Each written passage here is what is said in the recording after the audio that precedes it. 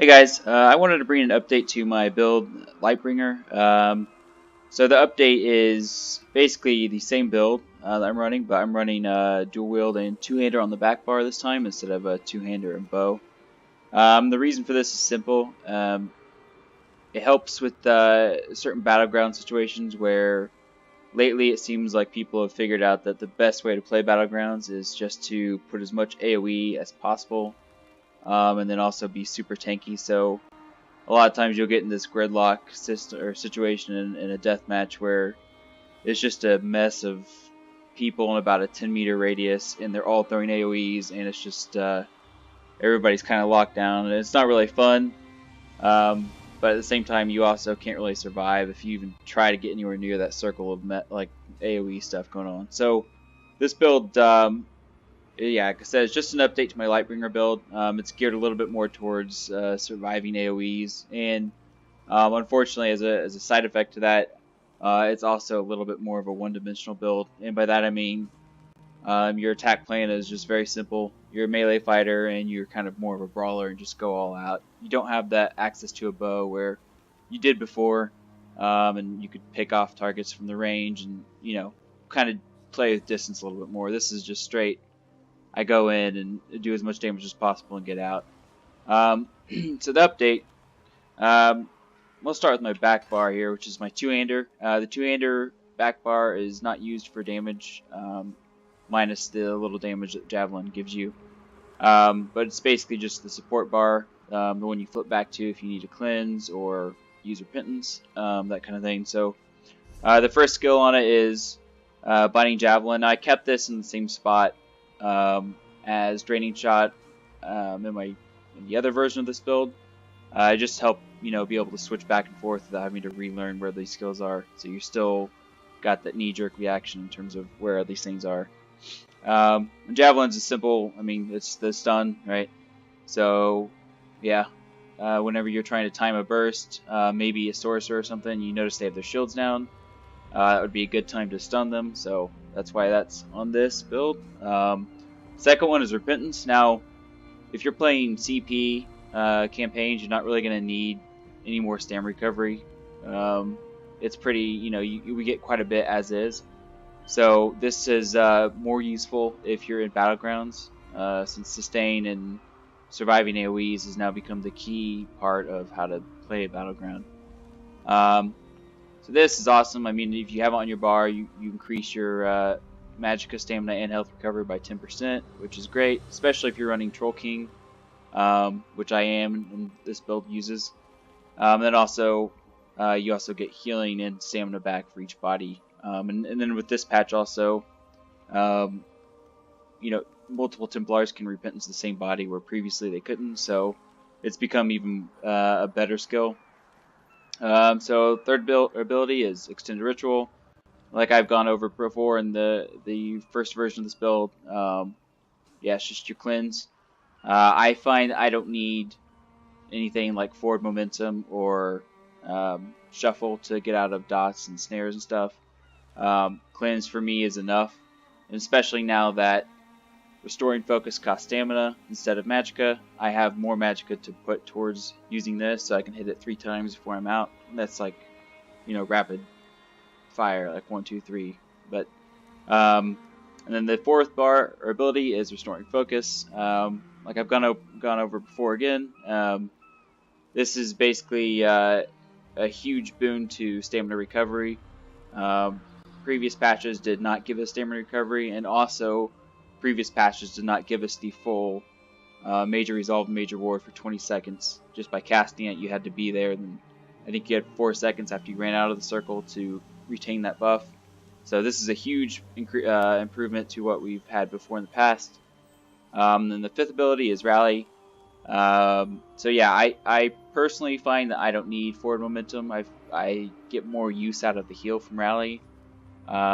Especially since I said I like to play solo, taking resources and stuff in campaigns. It's, I just like doing that kind of thing. So having the extra heal is awesome, and it in my experience is way more beneficial to me than forward momentum. But play around with it, try both, and see what you end up using the most. I typically will roll dodge out of being stunned or I guess snared to where I'm stuck in place. And then cleanse if I'm just slowed down with a snare. Now my ultimate here, I've got precognition. I still think in battlegrounds you're probably better off with in the restoring light the remembrance ultimate. It's better for team play, and also you're snared so much anyway. This is just really a good thing. If the real reality of battlegrounds now is that you get snared, and then 5 or 6 people dogpile on you, and so this is honestly one of the only abilities in the game that will allow you to survive that, even if it's just for a few seconds. You never know what happens. Maybe your teammates come rushing in, they help you out. Or, like I've said in the past, you pop this and you just let it run for 2 seconds before you block cancel it. Then it allows you to walk and get out of there with still having this major protection. So that's awesome. But precognition is pretty good. This one allows you to use it even when you're stunned. The downside of this would be if you're on your front bar and you get stunned, you're not going to be able to flip bars while you're stunned to use this. So it's kind of hit or miss, which is one of the reasons I didn't like it to begin with. But it does have its place. I mean, if you're trying to kite people, you can run around and use it, and then they'll kind of lose track of you, and it works. It has some situations where it works well, but overall I would say go with remembrance. But this is also a good one to try and play around with too. So moving to the front bar, we have Blood Craze now. So previously I had a gap closer, but with battlegrounds, I don't know, you just get snared so much. You kind of need the extra damage with this build since we're playing more defensively. I took the gap closer out, so just kind of sprint to your target if you're in medium armor, which currently I am, but you can play this with heavy. Or just walk to him. You'll still get to him. In battlegrounds, it's everything's so close quartered, so it's not too much to worry about. But Blood Craze, I like this one because you get the heal over time, which procs Troll King. So for me, this is better than the other morph, which is just straight up extra damage and then a snare. Then of course the bread and butter, biting jabs. You can't go wrong with that. That's always going to be your go-to, laying down the damage type of ability. And then again, same places that they were in the other version of this build, Power of the Light, so the third ability there. And yeah, I mean, this is great for group and solo play. You get the maximum copy damage of, in my case, 20k with this build. Now, one thing to take a note of this is that if you're in a battleground, there's 3 teams, right? And you put this on an enemy, even if it's the other team damaging this guy, that damage still counts towards this. So you really can max this maximum copy damage out quite a bit easier than you think you can. It's not just from your team and your own damage. It can also be from the enemy team. So that's awesome. And now this is really the key ability here for this build in terms of surviving AoE damage. Like I've discovered is becoming a bigger and bigger issue as more people to discover certain builds to play with in battlegrounds. And the reason this ability is such a huge boon to that is because of the major evasion, reducing your damage from area attacks by 25%. I know a lot of people, if you're new to the game, 25% sounds, I mean, it's a lot, but it doesn't sound like life changing. But it will save your life a lot. Like it really does help you out, and you'll notice it right away as soon as you activate it. The other thing I like about this ability over Deadly Cloak, which is the other morph, is that you get Major Expedition. So that kind of helps, in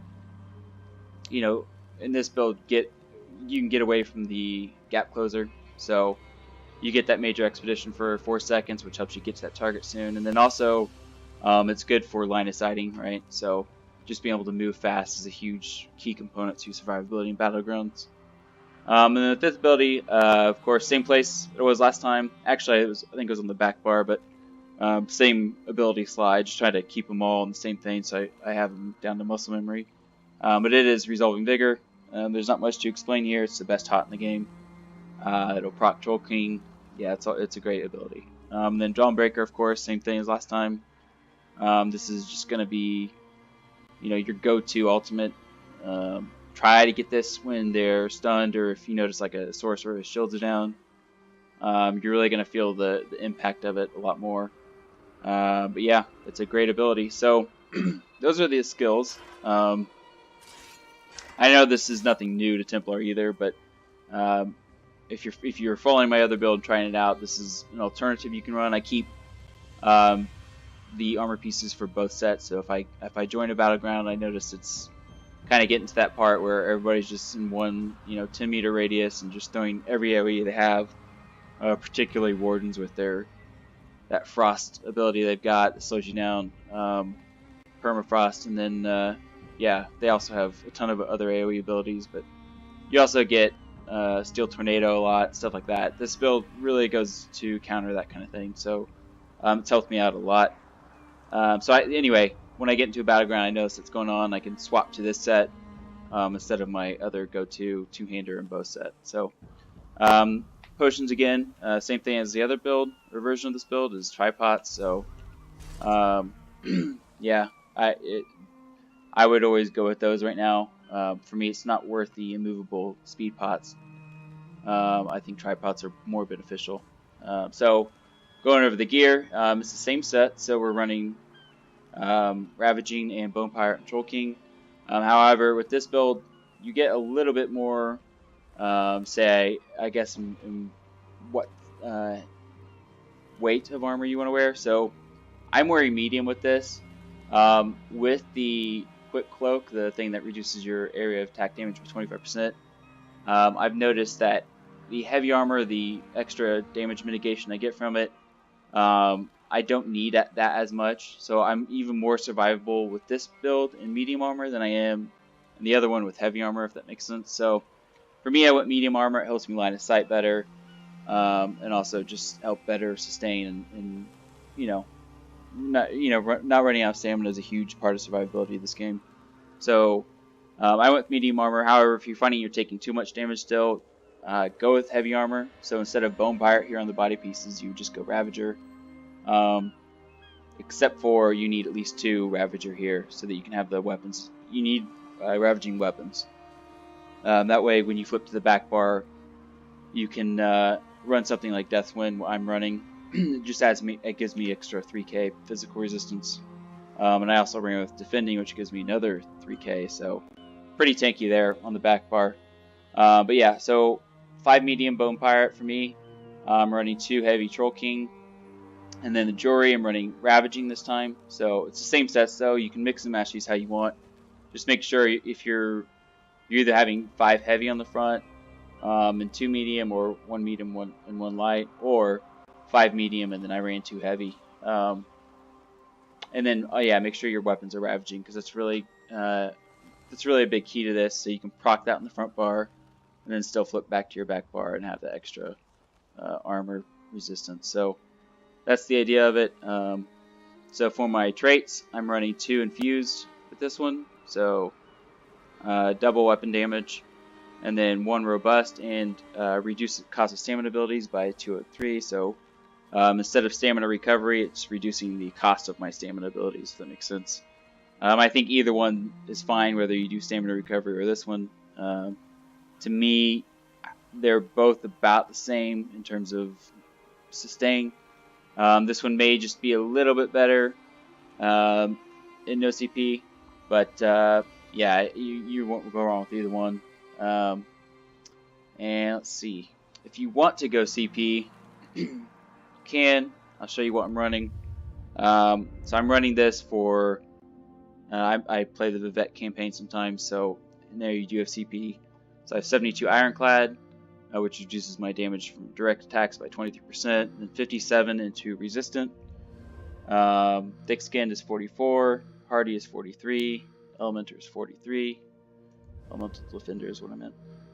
The Quick Recovery is, I got 11 points in there, so it increases my healing received by 3%. And you can, if you want, you can move those extra 11 points back into critical resistance, so I'll give you just a little bit more there. Let's see here. I got 51 into Warlord, because as you know, you get stunned a lot, so this helps get you out of that and not break your stamina sustain. So That goes a long way. And I got 75 into Mooncalf and 49 into Tenacity. And 72 into Tumbling. So especially if you're in medium armor, you're going to want to put, well, either way, I guess but if you're in medium armor, you're typically going to, instead of just sitting there and taking the damage, you're going to roll dodge to prevent taking damage. So you also get roll dodge cost reduction by just wearing medium armor, but this kind of plays into that. So I like a lot of it, which, as you can see, I put 72 points into it, and then 23 into Shadow Ward. I don't block too much with this medium armor set, so let's see here. Mage. Here I have Master at Arms, so if you look at like something like Outcast's PvE Champions point spread for this for a Stamplar, there's a lot more points into Thermitage, which does damage over time effects. But in this case, since we're in PvP, we're doing burst, right? So we're not going to be putting a bunch of dots on people, especially with this version of the Lightbringer build. Instead, we're just going to be, wailing at them with as much damage as we can under a short amount of time as we can, right? So I have 72 into Master at Arms, which does increases my damage with direct damage attacks. 20 into Thermitage, 66 into Precise Strikes, 56 into Piercing, and 56 into Mighty. And then word-wise, if you're not quite max CP, instead of putting like a couple extra points into, if you're not able to get, to all these champion points, and you have like maybe 5 less in Precise Strikes, and you notice your percentage is like 20.2, but if you go down, you're still in the 22% range. That's fine. So champion points, the way they work is it's always going to round down to the lowest whole percentage. So what you'd want to do then is probably, if you're not at a quite even number with your percentage champion point places, you can put it into Piercing, and this is because there's no percentage with this one. It just adds a flat stat to your stat pool there. So anyway, that's what I'm running. So to engage with the target with this one, it's really simple. You have more or less 3 damage attacks, right? So you have Blood Craze, jabs, and then Power of the Light. So with this one, make sure your pre-battle buffs are going on like I've previously showed. Power of the Light, Blood Craze, and then you just light attack weave with puncturing strikes, or not puncturing, but what are they called? Biting jabs until Power of the Light goes off, and then honestly rinse and repeat. Power of the Light, Blood Craze, and it doesn't say there's only, like I said, 3 attack abilities with this one, but don't worry about the lack of damage. You're gonna really hit hard with this. So yeah, make sure your pre-battle buffs are going on, and I think that's really about it. So yeah.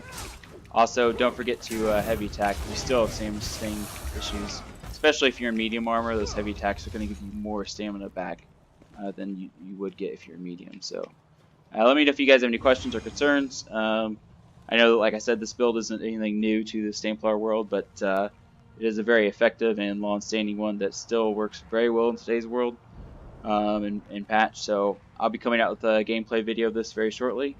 Thanks. That's it.